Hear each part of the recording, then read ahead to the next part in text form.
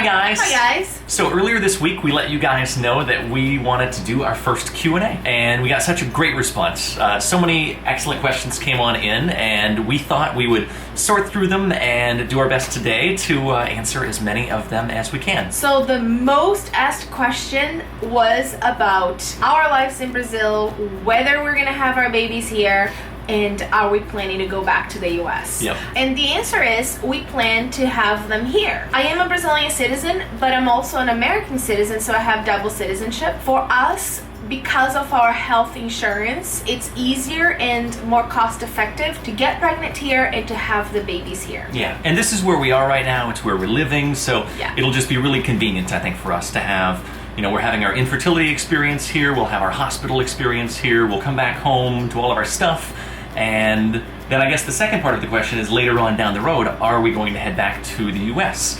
And the answer to that question is yes. Mm-hmm. Yes, we're definitely going to head back to the US at some point. We think that this Brazilian experience is just that. It's an incredible experience, a beautiful experience with family, a process that we're going through, but we still envision ourselves living the majority of the rest of our lives back in the States. The next two questions are related as well, so we're gonna bundle them up. The first one is from Jacqueline Johnson, and she asks, why is IUI not an option for you guys instead of IVF? And Melly Jelly Melly Jelly from Instagram asks, have you thought about doing IVF? Yes, we thought about doing IVF, and IVF will be our next step after timed intercourse. And the reason that we decided to go in this route is, for us, cost versus benefit. Neither IUI or IVF are included in our health insurance plan, so both procedures will be completely 100% out of pocket for us, and the price of an IUI here in Brazil is almost half of an IVF. Because we don't have male infertility issues in our infertility journey, Ryan's sperm is great, really. Because Ryan doesn't have any sperm count issue or motility or morphology, the success rate between an IUI and a timed intercourse is not that great for us to justify the cost of an IUI. So I have an HSG coming up, as you guys know. If everything works out with the HSG, we're going to do timed intercourse once or twice more, and then we're going to go straight to IVF should we not get pregnant with timed intercourse, just because it will be better for us financially and versus the results that we'll get. And it's worth mentioning again that we're working with a doctor that we really trust. We've done our homework. It's so obvious that he's done his and have got a great shot moving through timed intercourse, and then IVF should that end up being indeed the next step. The next question comes from Ginger Mom to Be. Being in Brazil, does the Zika virus worry you at all? Good question. That is a great question. Yes, it worries us, and it's something that we're careful every day. If you guys haven't heard, the Zika virus is transmitted by the Aedes range of mosquitoes, which are mosquitoes that are everywhere, and pretty much in a lot of places in the world, including Latin America and Brazil. Our doctor has urged diligence, and that is exactly what we are. We do the very best we can to minimize putting ourselves into situations where there might be a lot of mosquitoes. We try to be careful around house and home here. We know that there's no perfect guarantee, but we do the absolute best we can to minimize risk, and we feel as if we're doing just that. Yeah, and it's worth mentioning that Zika virus is a world issue nowadays. It's not only an issue in Latin America, but it's, and we're lucky right now that it's winter time in the southern hemisphere, so mosquito levels are way down, but right now it's summertime in the northern hemisphere. So if you are also in the southern part of the US, it's a concern as well. It's all about being diligent. Like Ryan said, we work with really great medical professionals, and we're very lucky to be in an area of the city where we don't see a lot of mosquitoes, so we prevent with everything that we can. We learn everything we can. Knowledge is power, and if you are also thinking of getting pregnant and you are in an area that there could be mosquitoes as well, just knowledge is power. Do your research, read up on it, and prevent. Next question is from Carrie. Carrie Breton wants to know, Well, she says, you guys will be great parents. Thank you very much. Carrie. Thank you. And another question for you. What will your children's first language be? That's a very good question, because if you consider that we're going to have our child here in Brazil first, will their first language be Portuguese? I think that their first language will be English, simply because they will be we plan to raise them in the US, and I plan to constantly speak to them in Portuguese so they can pick up both languages. And maybe so I can pick up both languages. But I think that they will, once they are, toddlers and learning how to speak, even like getting to the toddler age, they will already be in the US likely. So I think officially their first language will be English. Yeah, I think we want bilingual babies, ideally. I think that just gives them the best opportunities, I think, in life moving forward, and it'll just make for a nice household for us also. So I don't know how it'll happen exactly. I think we'll have to read up on it a little bit, like how you should speak to little ones and how you make sure that they don't get confused maybe moving between two languages, but I think I'm pretty excited about it. We'll have no problems. For sure. The next question, it's from Colin ***, and she has two questions. Who do you think is going to be the strict one in the family, and who is more likely to be permissive and unable to say no? Good cop, bad cop game. Do you think your children will be bilingual? Yeah. So we already answered, just answered that one. the bilingual question. Yeah. And then who is going to be more permissive and unable to say no? Good cop, bad cop. I know exactly what the answer is to this question, and the answer is that I'm the good cop, and I'm bad cop. This one right here is the bad cop. It's just how it's going to work. I don't know exactly why, but yet I do. Well, we have a dog, and I am the one who teaches our dog everything. I think that I have more in me to be a little bit more strict, and I wouldn't say strict though, but I think I would be the one that would say no. More of the disciplinary one, I guess. That's the word that I'm looking for. Yeah, I'm gonna be like, who wants to have fun? Don't tell your mother. Exactly. Do not tell your mother. I think Ryan will be more of the one that is like, yeah, sure, ice cream before dinner, no big deal. And I'll be like, no big deal. Yes, I like big deal. All joking aside, we'll be on the same page about things, We I think, will. as much as we can, but that is the dynamic. That's exactly what we expect, I think. I think so too. Next question from Kirsten Fletcher wants to know, first, I still love you two to death. Oh, thank you, very much, Kirsten. Secondly, my question is, had you known 4 years ago what you were going to go through in the future, would you have started earlier? Would you have started to TTC earlier? That's an excellent question. Yeah. And I think that the answer is no. I think that everything in life happens for a reason, and everything in life happens at exactly the right time. I really have this feeling, and I think that we're going through this together because we're supposed to be, and I think that we're doing it in Brazil because we are supposed to be here in Brazil. Yeah. So everything, I think, lines up in life when it ought to, and that's how I feel about this journey we're on. same. I think we have the same beliefs, Ryan and I, because I think that if we hadn't gone through what we're going through, we wouldn't be the people we are today, and we are better people for it. I'm not saying that the journey is good.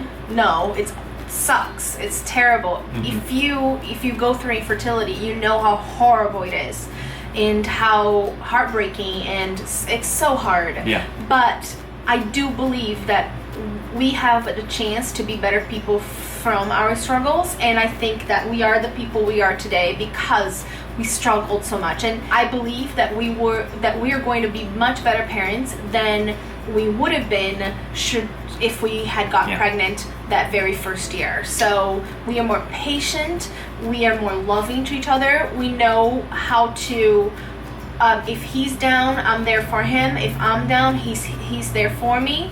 And I think that lessons in this learning process came because of the struggle. So we know that, it happened for a reason. Yeah, good answer, baby girl. Thank you. Next question comes from Kate Swanda. Packers fan, I remember you, Yeah. Kate. My question is, will you find out the gender of your baby or babies, or will you wait for birth? Also, I know for me, as I go through TTC and waiting for those moments, think about the cutesy little things helps. So what are you most excited about? Other than the obvious, haha. a fun announcement, a gender review cake, etc., etc. The answer is yes. I am way too curious to wait until birth to know the gender of our baby or babies. We differ on this just a little bit because I love surprises. Yeah. I absolutely love surprises, and I would love to be, I don't know, I'd love to work it into a surprise somehow, like we find out in a big moment or there's some big reveal, and maybe we'll still do that. Maybe we can find a way to meet in the middle. And that's, I think, Kate's second part of the question is, are we going to review the gender in a fun way? So perhaps a compromise for Ryan and I is that when we go through the gender review ultrasound, we can ask the ultrasound technician not to tell us the gender and maybe put it in an envelope or something and do one of those fun announcements that we can both be surprised as well. So that would be something fun for us to think about down the road. So now, a little bit of life on Twitter asked us a bunch of questions, so we're gonna try to get through all of them. The first one is, how did your family plus friends react when you told them you were starting on YouTube? They didn't, because we didn't tell anyone. Well, we told a few. Yeah, we told a few of our close family members, but it was funny because we posted our first infertility story video and we didn't tell our friends or anything.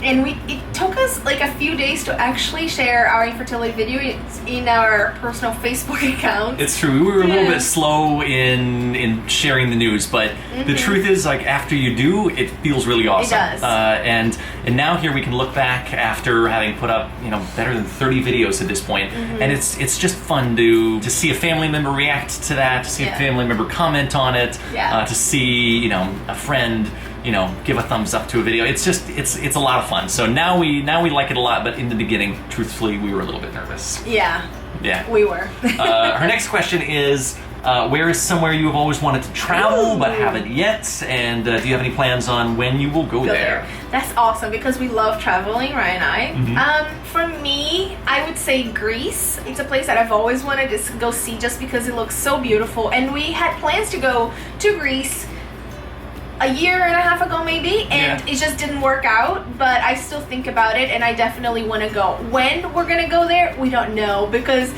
hopefully by the time we leave Brazil we'll have babies, and it's hard to travel with babies, but we'll see. And I've seen a few videos online recently of Iceland, and I've always wanted to go to Iceland. I think it would just be beautiful. It's just such an incredible and interesting landscape. I'd love to see it. I'd love to take the camera and film it, and I hope to have the opportunity to go. Like Priscilla said, I don't know how our current plans here or our efforts toward having a child will affect us being able to go to these places, but we're crafty. We'll figure it out at some point. Her next question is, she loves names and is curious if we have any names that like one of us likes but that the other one doesn't. So our name is ruled out. Well, I always suggest names. I feel like I'm the one who is always looking for names, and Ryan shuts down most of my names.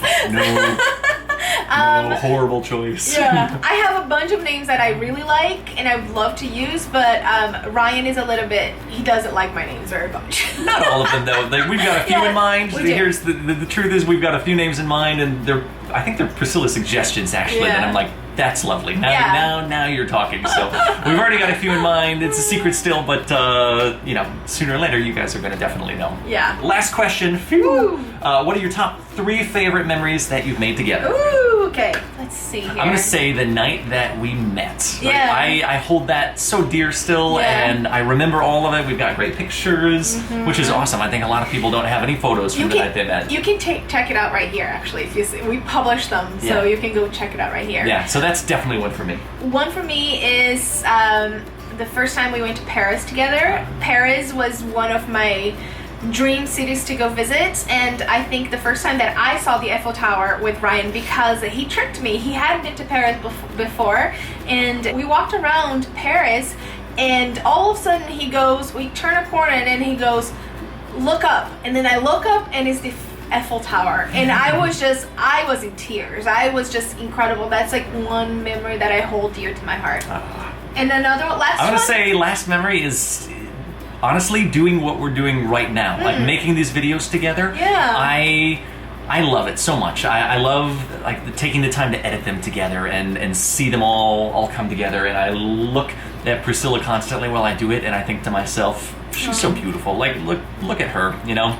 I feel like it's all about her. So I love having the opportunity to put this together with my lovely wife, and I'm sticking to it. Oh, that's lovely. Thank you.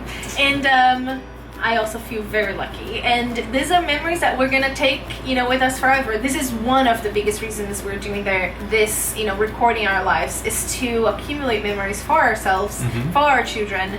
And, you know, the main reason though is to connect with other couples going through what we're going through. Yeah. Guys, these are all the questions. Whew. It's a lot of questions, and there were so many more, and they were all great. So if we didn't get to yours in this video, sorry about it, but we'll try to answer more questions along the road, down the way, and maybe another Q&A. Yeah. So thanks to everyone for submitting them, and we're so happy to have been able to share a little bit more about us with all of you. Thank you so much, you guys. If you liked this video, please give it a thumbs up. Yeah. And if you have more questions or comments, leave them below, please. And if you haven't yet, please subscribe to our channel, because we post videos every Tuesday, Thursday, and Saturday. Yeah, so guys, thanks for watching this one, and we'll see you again soon, all right? Bye.